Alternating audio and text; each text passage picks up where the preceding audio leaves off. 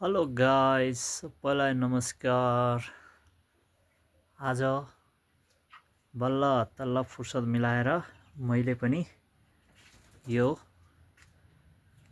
Plastic coated जाली ल्याएर यसरी बटाईलाई राखेको छु र सबैको सल्लाह अनुसार 8-9 इन्ची जति ग्याप भनेको थियो। बल ट्राई गरेको छु, काटेर यस्तोरी बनाएको छु। अब भोलि आज यो स्टेप काट्नु छ। पहिला यसरी यहाँ राखेको थिएँ, आज चाहिँ नि यसरी काटेर स्प्राइटको बोतल यहाँ पानी हालेको छु, यहाँ दाना हालेको छु, सबै ह्यान्डमेड गरेको छु। तर बत्ती चाहिँ नि आज हाल्न पाइएन, ठुलो यो भित्र।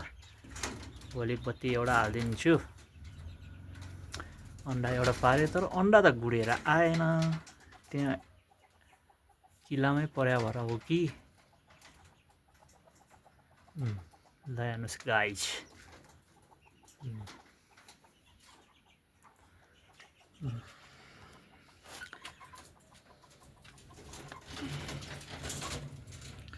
अब तिमीहरू उड्ला हौ। ल खा तिमीहरूलाई। अब अस्ति ठुलो ठाउँ भएर उगेर होइन। ल